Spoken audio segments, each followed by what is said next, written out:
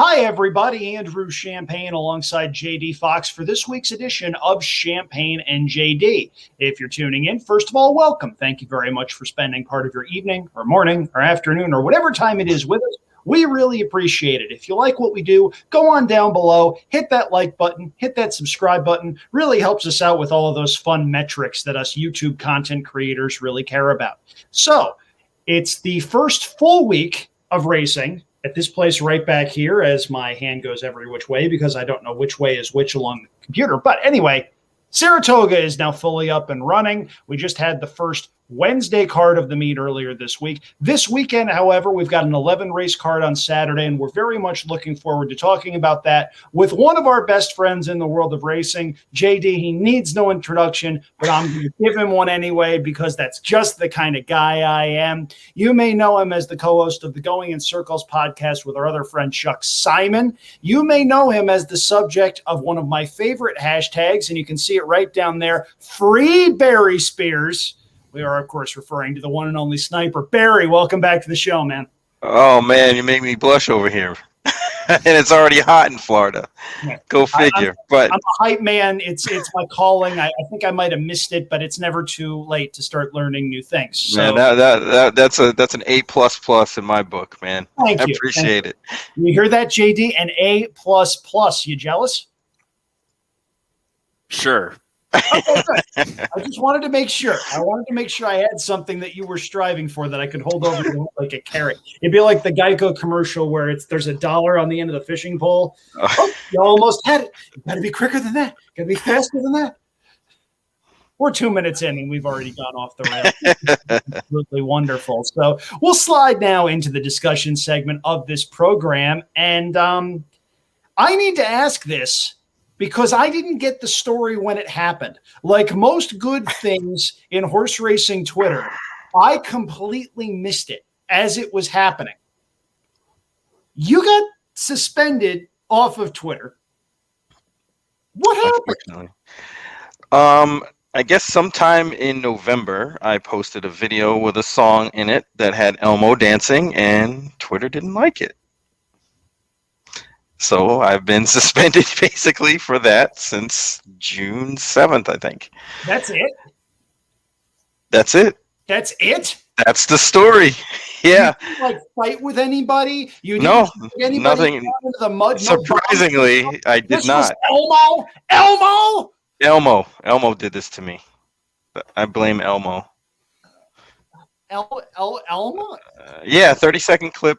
Actually, I think it's 40 seconds, but just to be clear, because you're off of Twitter, he now is posting all of his memes, which are among the funniest you will ever see, on Facebook and Instagram. And they're fantastic and they're wonderful, except they're flooding my timelines and they're all I see. Twitter, get on this. Reinstate this man. I don't think we're alone in that. I've seen a lot of messages on Twitter saying, "Hey, can we get him back on Twitter so we can free up our Facebook a little bit?" But you do have a lot of support on Twitter, Barry. And speaking of horse Twitter, are you still trying to stay engaged despite the fact that you cannot actually contribute or be a part of it? Absolutely. I can still see everything. Yeah. You know, I kind of have to search a little bit, but I can see things. But I just can't interact or do messages and things like that. But yeah, it's different. I guess a break never hurts, but this seems a little bit excessive. There are people who I wish would use Twitter in the way you're forced to use it, and I'll leave it there. I definitely co-sign that one for sure. The adage "don't hit send" is a very good one. Now, with that in mind, I think now we'll go to the topic that every horse racing podcast everywhere seems to be mandated to talk about, and that is the state of New Jersey. JD, I don't know if you know this or not. There was this band called the Bloodhound Gang, and they had a song entitled "The 10 Best Things About New Jersey," and it was 10 seconds of silence. You familiar with that? Yeah, I might have told you that in the pre-show, and you don't. And you said that means that you listen to the Bloodhound Gang. Now, if you listen to that song, then you're not listening to the Bloodhound Gang because you're not listening to anything. So, I mean, that is That's kind true. of a catch, a gotcha there, which I'm a big fan of the gotchas. When we're talking about New Jersey, because, I really think of all of my time spent on the New Jersey Turnpike, just wondering what I'm doing with my life. As I have throughout my travels, or hanging out in New York City and looking across and seeing New Jersey. I mean, that's basically what I want to talk about New Jersey. Andrew, what do you want to talk about New Jersey? I mean, I went to Wildwood and Seaside Heights for a couple of summer vacations. Those were fun. Thoroughly enjoyed that. Anytime you can have $10 in your pocket and somehow walk away with 7 slices of pizza and 2 Diet Cokes, it's always a win. But the reason we have New Jersey on the rundown is not that Barry Spears is from there. It is, however, because of the Haskell Invitational. Now, if you haven't seen the race, first of all, you've been under a rock. Secondly, it seems as though everybody's got their own opinions about what happened and the disqualification that ensued. Mandaloon wound up getting put up over Hot Rod Charlie after midnight. Bourbon fell in the stretch. Thank goodness both horse and rider are okay in that situation. One of those things where it looked far worse than it was. And thankfully, everybody's okay. The downside of that is we have to see it all the time now. And it's just one of those things that you really only need to see once, at least in my humble opinion. But Hot Rod Charlie gets taken down. Personally, I thought it was a good DQ. I know some people who are trying to say, let him play, it's a grade 1, whatever. My thing is, if we're not enforcing DQ rules in grade 1s, how can we enforce them anywhere? I happen to think for that reason it's a good DQ. Mandaloon winds up the winner. Now the winner of the Haskell by DQ may eventually win the Kentucky Derby by DQ. Maybe we'll know that in about 2026, given this our legal system. We'll see. But JD, your thoughts? I really think the head-on shows what you need to show. And I'm not talking about, you don't need to look at the horses. You don't need to look at anything. You just need to look at Flavian Pratt and where he is at, leaning in on the left rein and really, going in that direction. That's all you need to see. There was no correction made. I don't think, even based on how he was riding, I don't think the crop would have mattered because he thought he was clear. So I just think it was a very simple case of he thought he was clear. He wasn't clear. They clipped heels. It was a mistake. He wasn't intentionally trying to do it. But when something like that happens and you're not clear of a horse, it's got to be a DQ day in, day out. I don't even want to get into the riding crop portion of it because in this case, I don't think it mattered. It was a case of he thought he was clear and he wasn't clear. Barrier. Absolutely. Yeah, you guys hit it right on the head. In fact, I saw an interview with Pratt, and he said that he didn't even know anything happened behind him.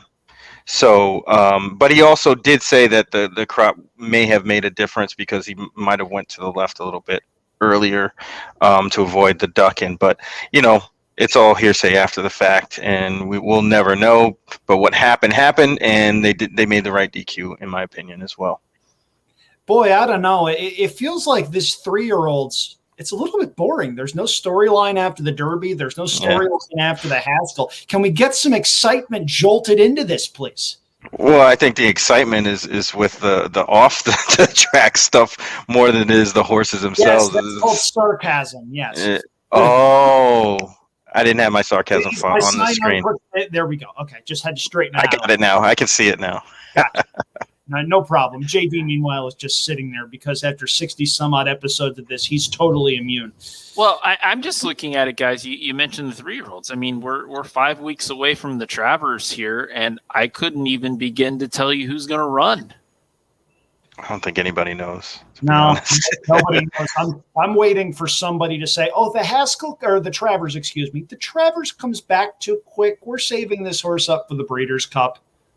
And the second that happens, and it's going to happen sooner rather than later, I'm going to come through the screen and choke somebody, because if that's the state of the modern thoroughbred right now, where we're breeding for brilliance over a horse's ability to run consistently in grade 1 races, what the heck are we even doing?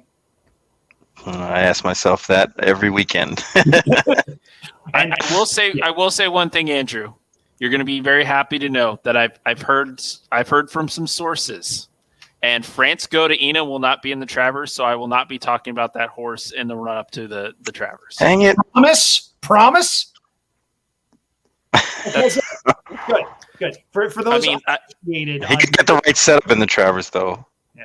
I would 100% agree. And really what's happening now is I'm just going to fire a message to Kate Hunter and be like, yeah, Francisco de Ina, going to stay in Japan, right? And just so I can say that I did that before this podcast actually ran. But yeah, there's not going to be Francisco de Ina. I'm willing to bet on that, much like I bet on Francisco de Ina and two other major three-year-old races this year. But wait, the problem isn't that you bet on Francisco de Ina. The problem is that you bet on Francisco de Ina twice. Ooh. Okay, fair point. Okay, but I also bet on Mandaloon, and I'm not getting any of that money anytime soon. So, yeah, you're not alone, and there are people that are suing in an attempt to actually hear a judge say that. Now, with that in mind, we're actually going to go and we're going to handicap Saratoga's late pick 4 coming up this Saturday. Now, this Saturday's card, look, it looked a lot better on paper than it looked now after the entries got taken. The Coaching Club American Oaks only drawing a field of 4. I will, however, say and defend Naira here in that Kenny McPeak had a couple of horses that were targeting this race. His barn is under quarantine. What do you want him to do? It goes from 6 to 4. As a result, the Coaching Club American Oaks goes early in the day. That one features Malefat going up against Clairiere and a couple of others who are vying for third money. The late pick 4, though, starts in race number 8 on the 11-race program. We've got 3 different tickets at 3 different valuations. You're going to find something you like hearing in all of this, and if not, I will refund the money you spent accessing this content. With that in mind, let's go to race number 8. This is a maiden special weight event for older fillies and mares going 1 mile on the inner turf course. We got a field of 9 signed on for this one, and all you need to do is look at the morning line odds. It's a good betting race. Chad Brown has 2 in here. One is 5 to 2, one is 3 to 1. And if you don't like either of those horses, you're going to get a price on whatever horse you prefer. JD, who's betting leadoff here? Mr. Champagne, why don't you do the honors? Sounds good. So I'm going 4 deep in this particular spot. And yes, I'm including both Chad Brown runners, but there's not going to be a heavy favorite in this race. At least there shouldn't be. I think 5 to 2 may actually be a little bit low on the price of the favorite in here, whichever horse that is. Number 1 Split Then Double goes second off the layoff. And the horse that won that last race has since come back to win again. Meanwhile, Rastafara has a little bit of early speed, and I think that's going to be very valuable in this race because it's an inner turf race, and there's not a lot of early speed signed on. Rastafara, I think, may well sit a stalking trip and have a big shot as they turn for home. But I needed to use 2 others, and the one that intrigues me at a price is number 9 Ego Trip, one of my favorite angles in racing. As a lot of people know, a European runner getting Lasix for the first time. Lasix isn't necessarily a performance enhancer, but it is a performance enabler in the right hands. Brendan Walsh is a very good horseman who knows how to get horses ready to go first off the boat. Ego Trip gets Tyler Gaffleone and I think has a big shot. And I'll also throw in, this was the last horse I threw in on the entire ticket, number 2 Baby Blythe, who debuted back in December and hasn't been seen since. But you look at that price tag, $325,000. You look at the pedigree by American Pharaoh out of a Giants Causeway mare. This is the type of race she's supposed to run in. Joel Rosario sees fit to ride, and I just could not leave her off my tickets, especially if you're telling me we're going to get 5, 6 to 1 on this horse because of the 2 Chads. 1, 2, 3, 9 for me in race number 8, going 4 deep. Hopefully I've gone deep enough, and I've been looking forward to this ever since JD showed me the ticket. He does use one of the Chad Brown runners, but he also uses a horse that this is my astute handicapping analysis of, if you see there. JD, can you read that? I believe it says New Orleans, that you're looking to make a trip to Mardi Gras or something potentially. No. Just the word no. Just the word okay. No. Fair enough. I'm going to talk about Split Then Double real quick first. I mean, this is going to be I mentioned I'm going to talk about this horse first, but it's a lot of seconds here. We're looking at second time Lasix, second time off the layoff, second time routing, although this is going to be the first time routing over 2 turns on the inner turf course at Saratoga, but hasn't done anything wrong, has been 2 solid seconds, one coming in the 2-year-old campaign and one coming in off the layoff on June 3rd at Belmont. I don't see anything wrong with this horse, and I really do think this horse is probably going to be the favorite in the race, and the favorite Chad Brown is obviously going to take money, but there's a lot to like there. But Naked on the Beach obviously is my top pick here, because not just because Andrew does not like this horse, but you look back at the 2 starts. The first start at Keeneland, a little bit of bumping, didn't really have a lane to run in, and still came on strong after having Corey Lannery did some magic to keep the horse up. The horse looked like it was just buried and finished 4th, but defeated by a length and a half there. Tracy Flick was DQ'd in that race, and that was one of 2 straight races where Tracy Flick was DQ'd at Keeneland, and everybody bet Tracy Flick back off the previous DQ, and then Tracy Flick made it a mess again in that race. So you come in and, okay, next up at Churchill, 9-2 second choice, and almost stumbled halfway down the backstretch. I don't know how Arrieta kept the horse up, and then just obviously taxed the horse keeping up, and just no room to go. So I do think from a pedigree standpoint, by Malibu Moon out of the Candy Ride mare's Sweet Talkin', everything you like to see there. Trainer switch to Norm Cassie, I think, is also a positive in this step. So I am 1-8, and we're leaving Barry here for last, because while Barry says he has an opinion on this race, I think his ticket will say otherwise. You are correct, sir. I spread in this race with the thought that the 2 Chad Brown horses would be 1-2 in the wagering, and I want to make money. So why not just knock those 2 out right away and have them both not win? The 2 horses I thought was very interesting. Like, Andrew pointed out, a very high-priced horse, probably in the race that he should be in. Second time out, had a nice race under her belt, should be able to improve off of that, and that's what I'm hoping for. The horse that was really, really interesting to me was number 4, Good Talk, and it's kind of the same notion as the things I like about the 2, but the thing is, the horse is 20-1 morning line, somehow attracts Luis Saez, which was a big factor for me. I just think this horse might have a little bit more than what she showed, and I don't think she's actually going to go off 20-1. I think she's going to be well below that, but long enough that she's going to be real interesting here. One thing I will say about Good Talk is, you look at the workouts. This horse has shown some speed. Steady. I know that the pedigree says turf. I want to see her on dirt at some point. I think you find a 6.5 furlong race, and you see if this horse can run on dirt, because judging by what we're seeing in the mornings, this horse may well be at her best on dirt, even if the pedigree doesn't say so. Yeah, you got to give it something to try. So maybe if it doesn't work out here on Saturday, you might see her switch.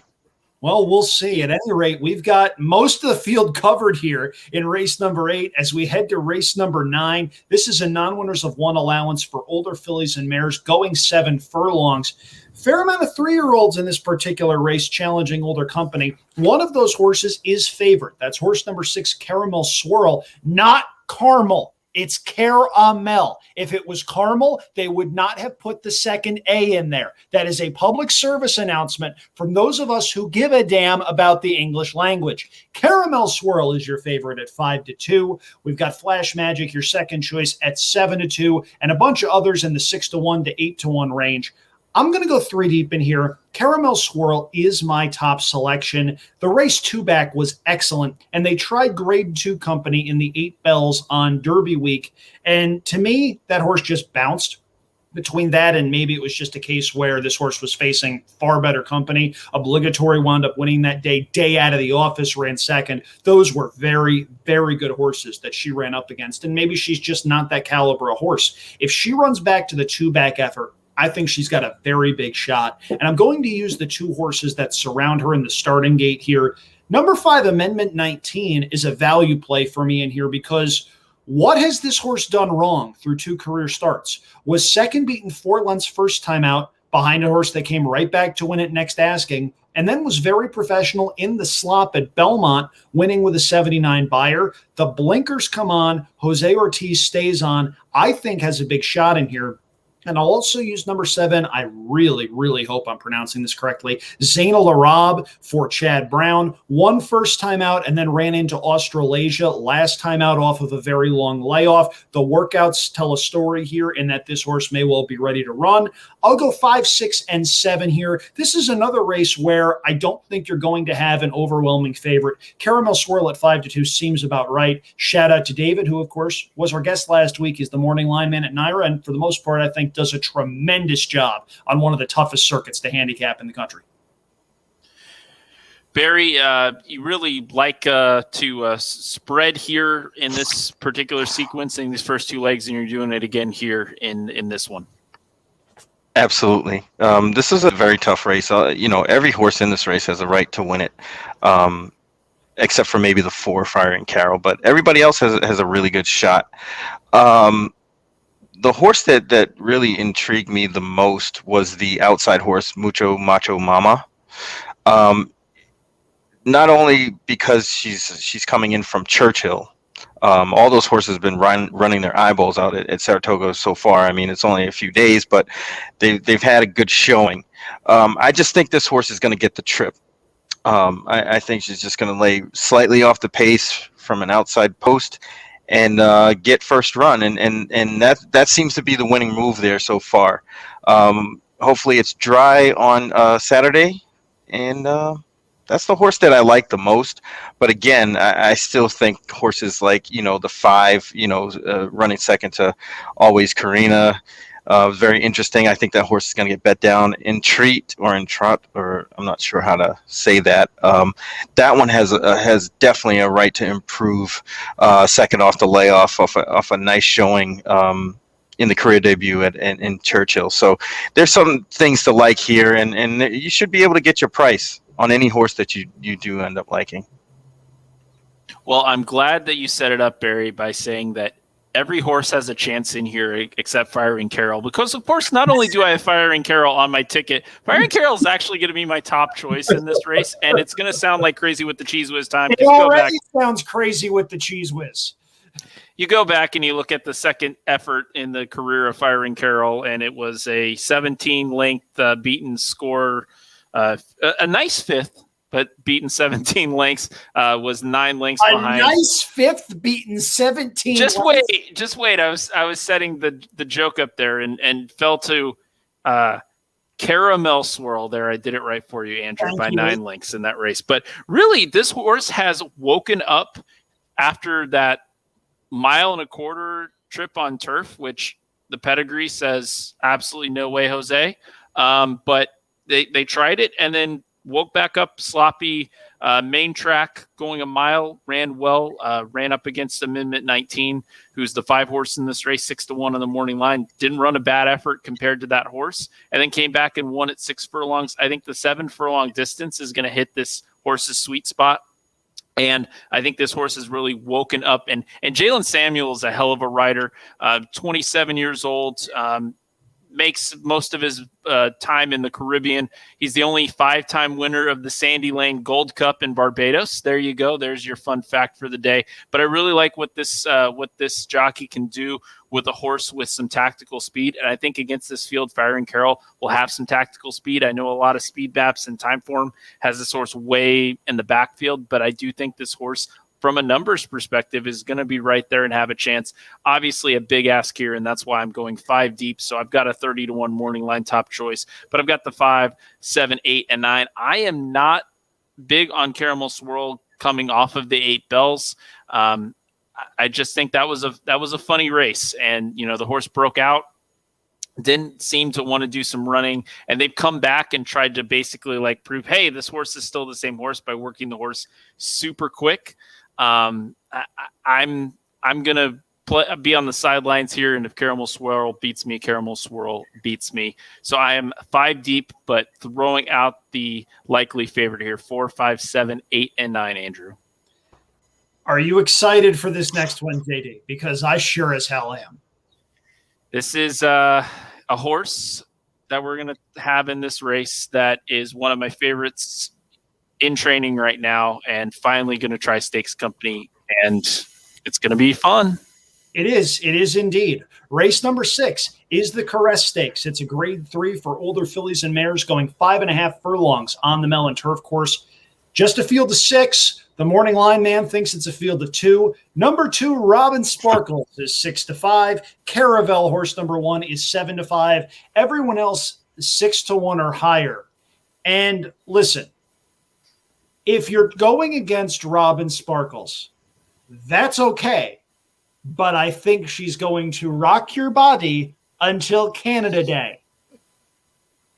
That is pretty good. I always more go like you'll be building sand castles in the sand up at Saratoga or something like that. I have a question on that, though. Am I building sand castles in the sand with Alan Thicke puffing on a pipe in a very weirdly placed lounge chair with like a crushed velvet robe?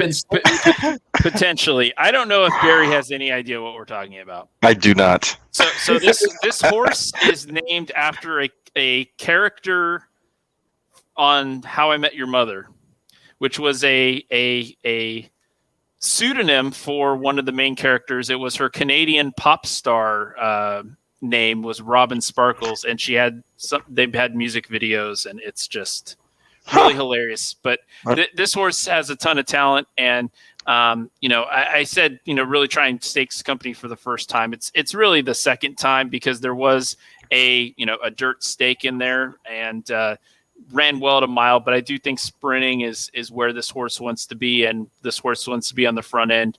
That last race, I mean, super impressive, big step up in terms of speed figures, ran a really nice race at Belmont on the inner turf, and I think is going to like this Saratoga course which obviously broke the maiden on this course in a maiden claiming event, no less, back August 13th of last year. I think it's Robin Sparkles all the way here. Has faced Caravel before and finished ahead of Caravel earlier this campaign. I do think Robin Sparkles on the front end. I don't think there's any horse that can go near. And Andrew, you're going to be in the same boat. Everybody come and play. Throw every last care away. Let's go to the mall. After Robin Sparkles wins the Caress Stakes today, being Saturday, even though and the parody stylings of Andrew Champagne will be on display somewhere in Northern California. Yes, but indeed, I'm doing a lounge tour once they start opening up. Vaccinated people only. At any rate, though, anything I say is going to be pretty similar to JD. I understand that Caravel was less than a length behind Robin Sparkles the one time they met. Robin Sparkles had every right to need that race off of a little bit of a layoff, and I love the fact that Robin Sparkles has a win at this route of ground. The 5.5 furlong route at Saratoga on the Mellon Turf Course, it's a little bit quirky, and the horses that like it really like it. That was where Robin Sparkles announced her presence with authority. She earned a 90 buyer speed figure in that race last summer. A little excited about Robin Sparkles here. I think she's going to be very difficult to catch. Again, Caravel has a lot of talent. It's a 2-horse race. For me, I'm picking Robin Sparkles and just trying to use this pick 4 in an attempt to get some value out of her. If this pays $54, I still get 2-1. Spoiler alert, my ticket's $18. At any rate, that's my thinking on this ticket. I think Robin Sparkles is just the class of the field. And if Caravel rises up and runs a career best race in order to beat Robin Sparkles, which I think she's going to have to do, I'll tip my cap and I'll try to make some money in the 11th at final doing exactas, or maybe like one of those weird things called win bets. Maybe. I don't know. Are those legal? Win bets? Those are still legal, right? Last I checked, but I will say I'm going to make one plea related to Caravel before we get to Barry's thoughts on the race. Is Elizabeth Merriman, Bobby Flay, please take this horse to Woodbine. Please, please, please take this horse to Woodbine. This horse has an amazing synthetic pedigree, 2-0 on the synthetic at Presque Isle. there are some great grade 2s and grade 3s still on the calendar at Woodbine. After this race, go to them. This is a very talented filly. Andrew. I hate to burst your bubble on this. 2 for 2 at Presque Isle. Wouldn't the Presque Isle Masters be the logical next stop there?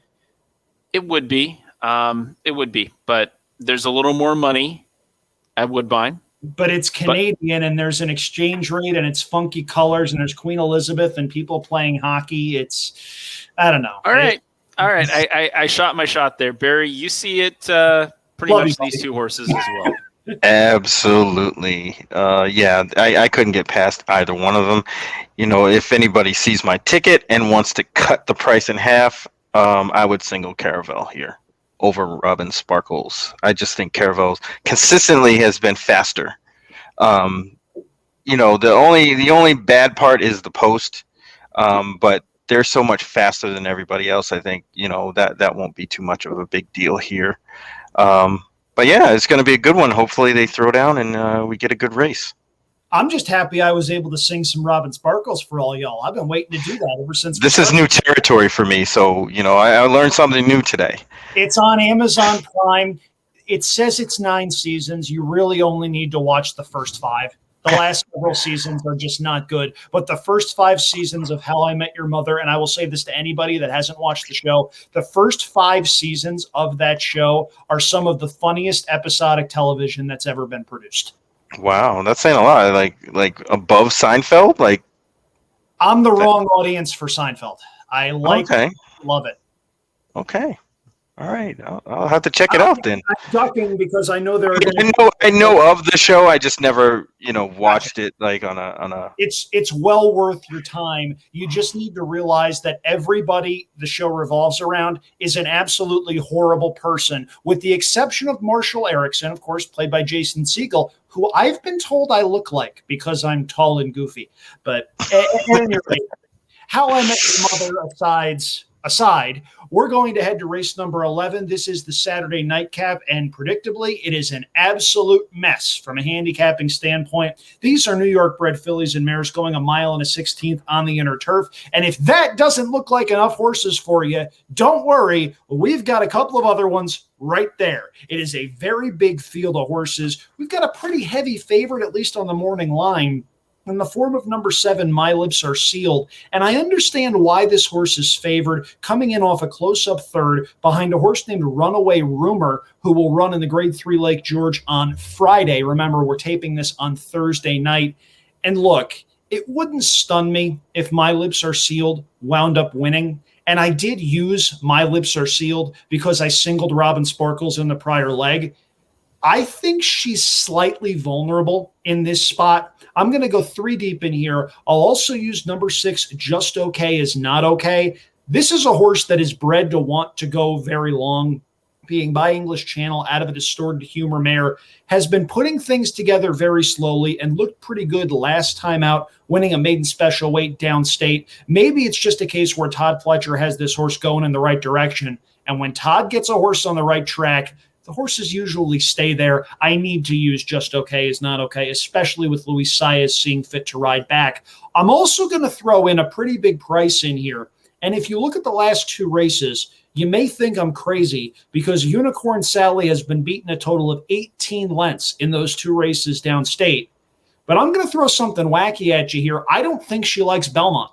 I think you can cross out the races over the Belmont turf course. If you go back to the races she ran at Aqueduct and Gulfstream against open claimers, which is about the level at which she's facing here, she ran reasonably well. I think she's just a 2-turn horse that was going 1 turn at Belmont, and I don't think that's a configuration she thrives over. If she gets back to the form she showed over the winter, I think she's got a big shot at a bit of a price for a barn that can pop at a price with pretty much any sort of runner at Saratoga, that being John Kimmel. 6, 7, and 9 for me in the payoff leg. And look, you see down there, it's an $18 ticket. If it chalks out and pays $40, so be it. Robin Sparkles is probably going to be odds on. So even then, we extract a little bit of value out of a very heavy favorite. And if we can beat a couple favorites along the way, this will pay a little bit. And if I can get a good return on that, then hey, That's math for you. And I really think that's the way to go here if you're trying to extract some value out of Robin Sparkles because you like her. If you don't like Robin Sparkles, or if you don't like Robin Sparkles or Caravel and something ridiculous happens in the feature, that's where this pick 4 is really going to get blown up. So that's the way I see this sequence. It's an $18 play. As I've mentioned, we've got 3 different tickets and 3 different bankroll approaches to this. JD, who's going next? I am going to go ahead and get this out of the way. I am of the repeat. I'm playing a $5 ticket here.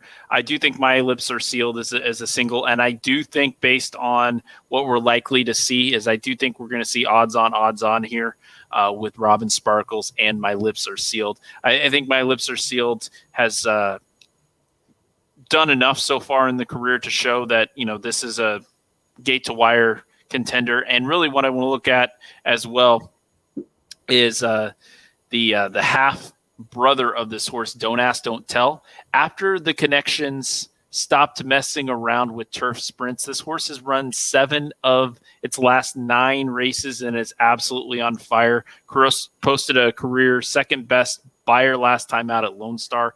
So this is a mare that has produced some turf distance horses and a good pedigree for that. I went, it's probably 6 months ago, but I started talking about Horse Chestnut's pedigree on something completely different, and we talked about it for 10 minutes, and I think I bored everybody, but that is a pedigree line that you need to go check out for the South African bred Horse Chestnut, a great sire of distance horses. And I do think My Lips Are Sealed has enough speed over the rest of this field and should appreciate the mile and a 16th here. I think it's a gate to wire score. So I am going the $5 ticket approach, and you can hit repeat on that as many or as few times as you'd like. But for the 50-cent base wager, it is a $5 play.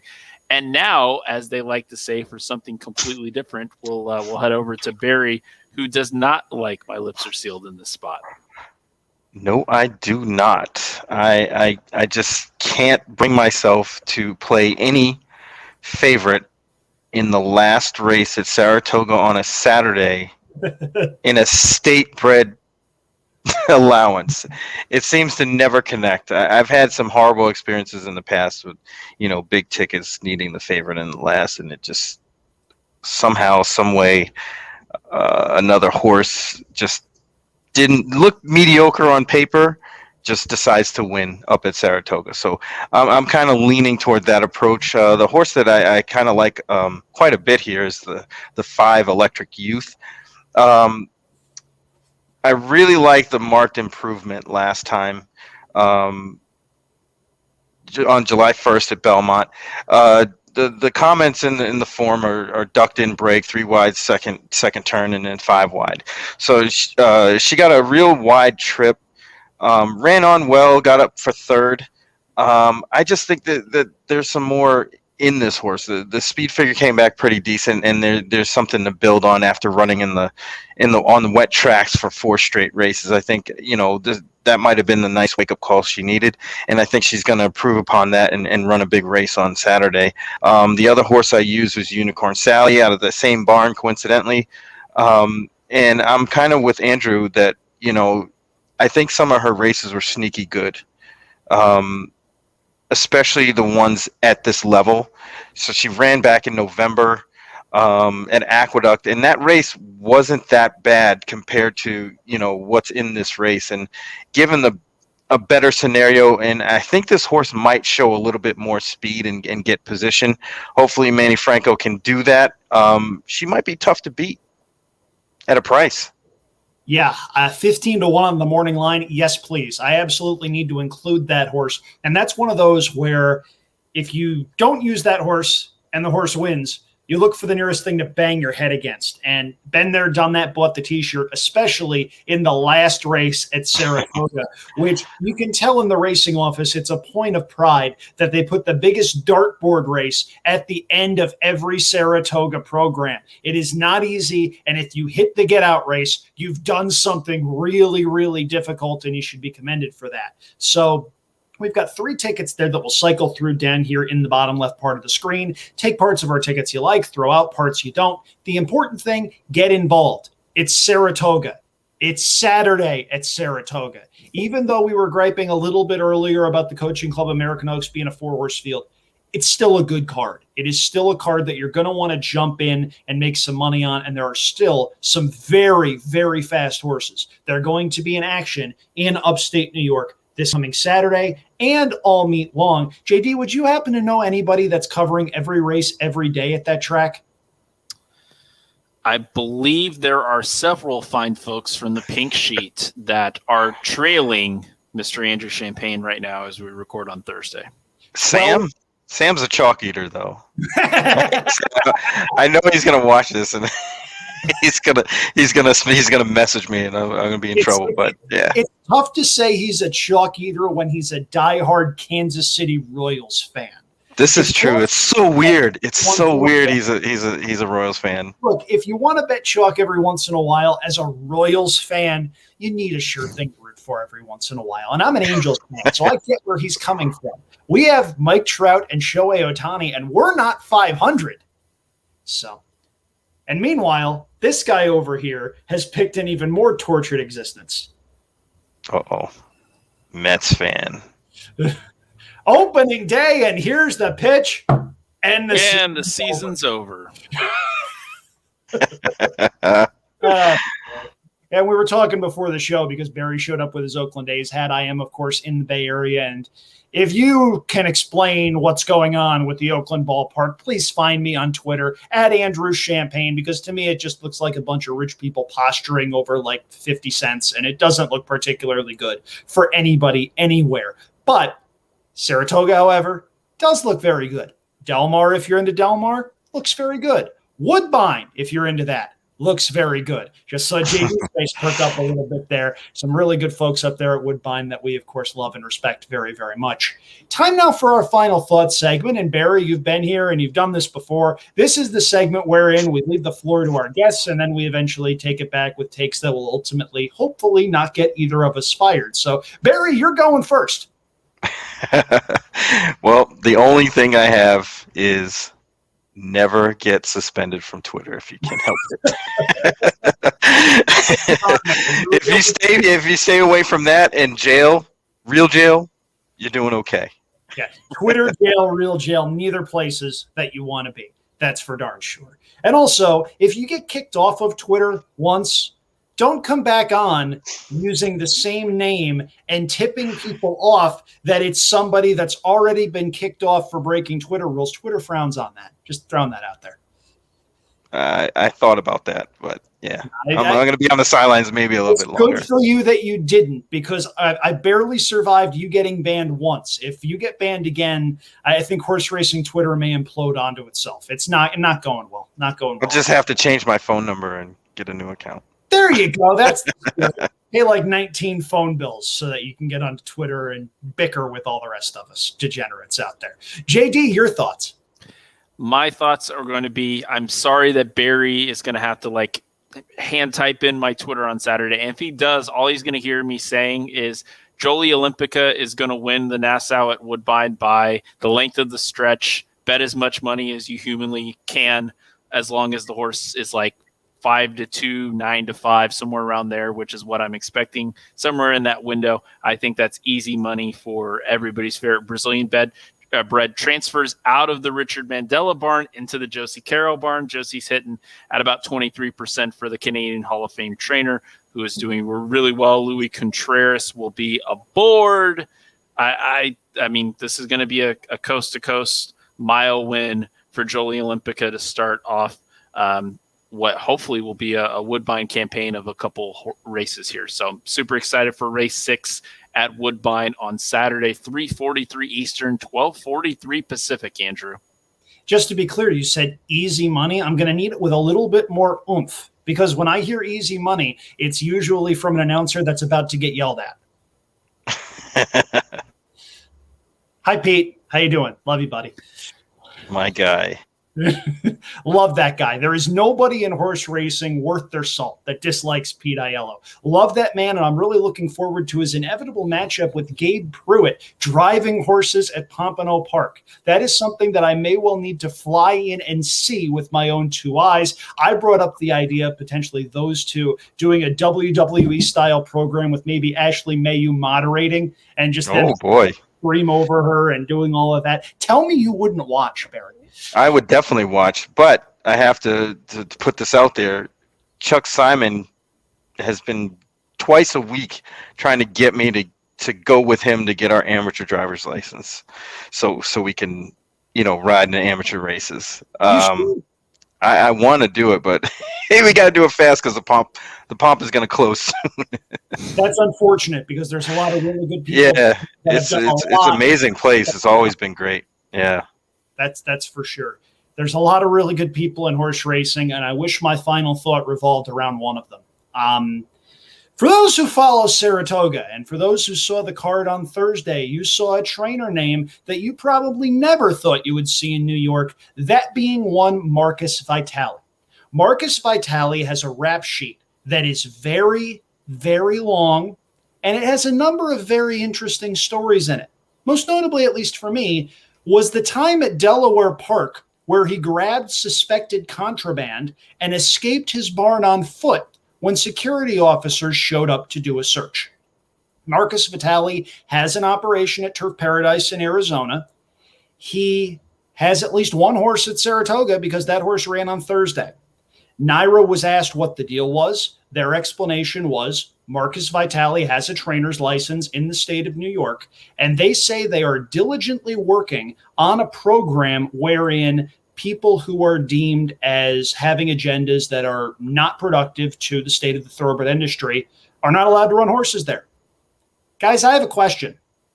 And this is an open question, and if there's no answer, that's fine, but someone needs to provide some semblance of either an answer that has some basis in reality or confirm that the answer is we don't know and we screwed up.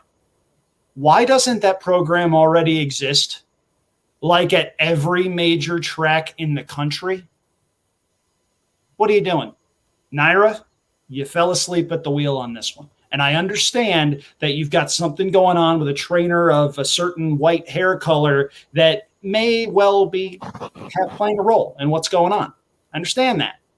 Having said that, Marcus Vitale should not be allowed to run horses anywhere, let alone a cathedral of thoroughbred racing. When there's smoke, there's fire. And when Sal Sinatra of the Maryland Jockey Club has gone on record as saying, we all know about Marcus at this point, there's no excuse. What are you doing, guys?